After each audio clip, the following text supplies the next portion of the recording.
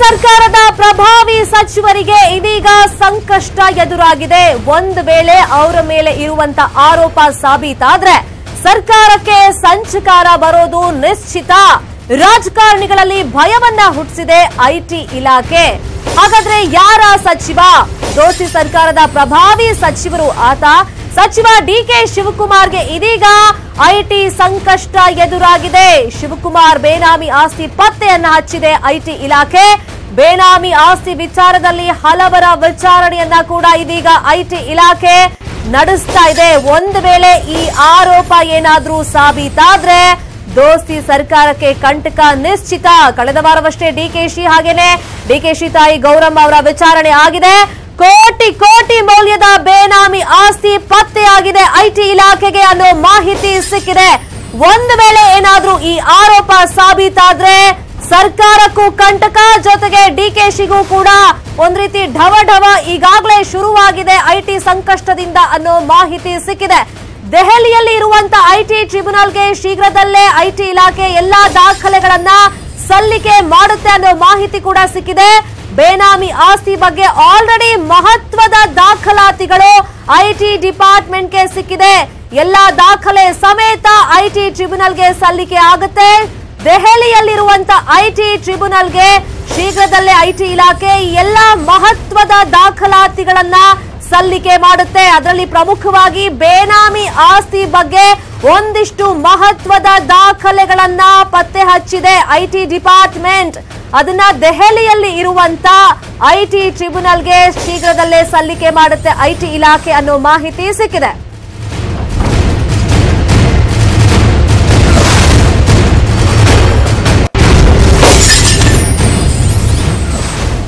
ಸಚಿವ ಡಿಕೆಶಿಗೆ ಸಂಬಂಧಪಟ್ಟಂತೆ ಒಟ್ಟು 82 ಕಡೆ ದಾಳಿ ಆಗಿದೆ. 60 ಕಡೆಯ ದಾಳಿಗಳಿಗೆ ಮಾತ್ರ ಡಿಕೆಶಿ ಸಮರ್ಪಕವಾಗಿ ಉತ್ತರವನ್ನ ಕೊಟ್ಟಿರೋದು, ದಾಖಲಾತಿಗಳನ್ನ ಪ್ರೊಡ್ಯೂಸ್ ಮಾಡಿರೋದು ಐಟಿ ಅಧಿಕಾರಿಗಳ ಮುಂದೆ.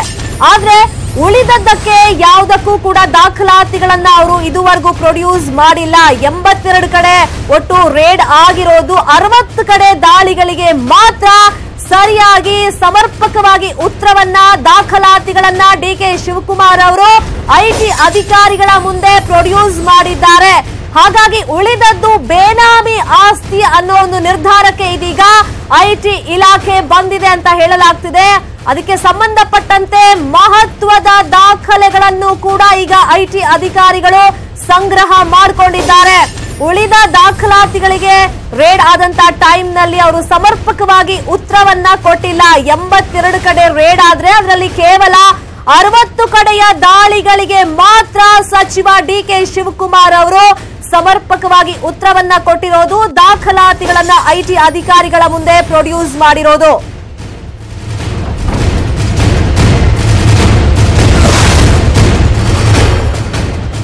ಈ ಬಗ್ಗೆ ಮತ್ತಷ್ಟು ಇನ್ಫಾರ್ಮೇಶನ್ ಕೊಡ್ತಾರೆ. ನೇರ ಸಂಪರ್ಕದಲ್ಲಿ ಜಾಯ್ನ್ ಆಗಿರುವಂತ ನಮ್ಮ ರಿಪೋರ್ಟರ್ ಗಂಗಾಧರ್ ಇದೀಗ ಡಿಕೆಶಿಗೆ ಒಂದ್ ರೀತಿ ಢವ ಶುರುವಾಗಿದೆ ಐಟಿ ಡಿಪಾರ್ಟ್ಮೆಂಟ್ ನಿಂದ. ಈ ಹಿಂದೆ ಸಾಕಷ್ಟು ಬಾರಿ ವಿಚಾರಣೆಗೆ ಹಾಜರಾಗಿದ್ರು, ಬಟ್ ಈಗ ಬೇನಾಮಿ ಆಸ್ತಿಯನ್ನ ಐಟಿ ಅಧಿಕಾರಿಗಳು ಪತ್ತೆ ಹಚ್ಚಿದ್ದಾರೆ ಅಂತ ಗೊತ್ತಾಗಿದೆ. ಸೊ ಯಾವ್ಯಾವ ಕಡೆ ರೇಡ್ ಆದಾಗ ಈ ಬೇನಾಮಿ ಆಸ್ತಿ ಪತ್ತೆಯಾಗಿದೆ, ಏನೆಲ್ಲ ಮಾಹಿತಿ ಸಿಕ್ಕಿದೆ ಈ ಬಗ್ಗೆ ಗಂಗಾಧರ್?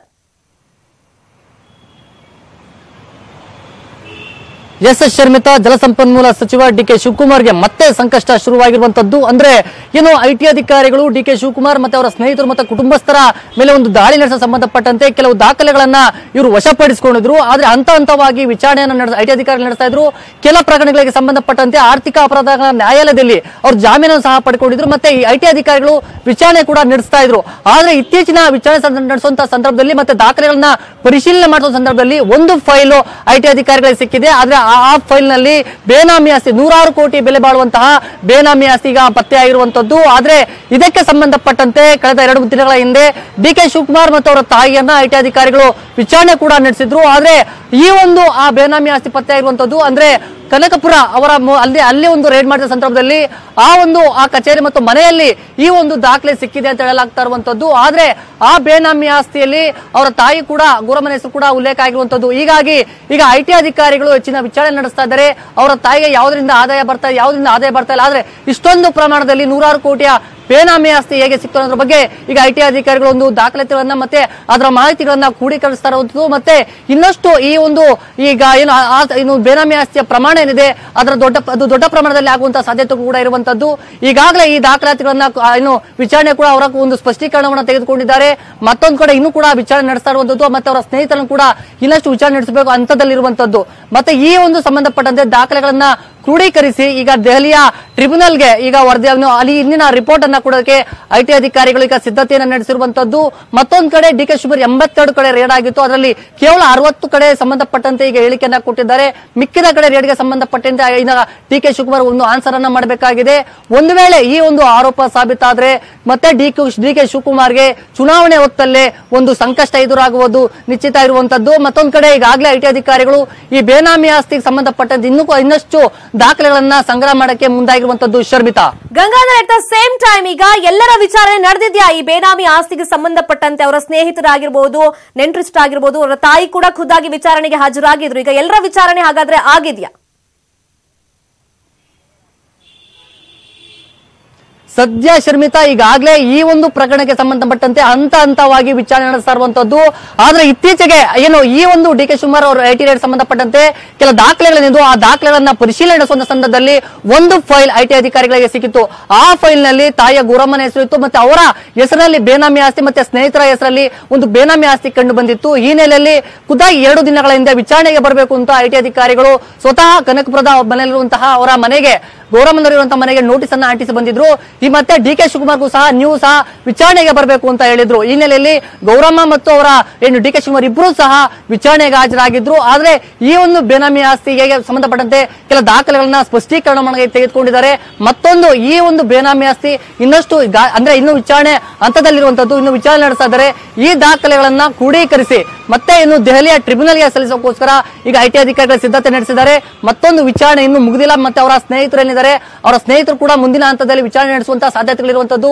ಮತ್ತೆ ಈಗ ಸದ್ಯ ಏನು ಡಿ ಕೆ ಶಿವಕುಮಾರ್ ಇರೋದು ಮತ್ತೆ ಅವರ ತಾಯಿ ಗೌರಮ್ಮನವರನ್ನ ಮತ್ತೆ ವಿಚಾರಣೆ ಕರುವಂತಹ ಸಾಧ್ಯತೆಗಳು ಹೆಚ್ಚಾಗಿರುವಂತೆ. ಒಂದು ವೇಳೆ ಏನಾದ್ರು ಈ ಆರೋಪ ಏನು ಬೇನಾಮಿ ಆಸ್ತಿ ಸಂಬಂಧಪಟ್ಟಂತೆ ಟ್ರಿಬ್ಯುನಲ್ ಕೋರ್ಟ್ ಅಲ್ಲಿ ಅವರು ಟ್ರಿಬ್ಯುನಲ್ ಅಲ್ಲಿ ಸಂಬಂಧಪಟ್ಟಂತೆ ದಾಖಲೆಗಳನ್ನ ಏನ್ ರಿಪೋರ್ಟ್ ಅನ್ನ ಸಲ್ಲಿಕೆ ಮಾಡಿದ ನಂತರ ಅವರಿಗೆ ಮತ್ತೆ ಒಂದು ಸಂಕಷ್ಟ ಎದುರಾಗುವಂತಹ ಸಾಧ್ಯತೆಗಳಿರುವಂತದ್ದು. ಶರ್ಮಿತಾ.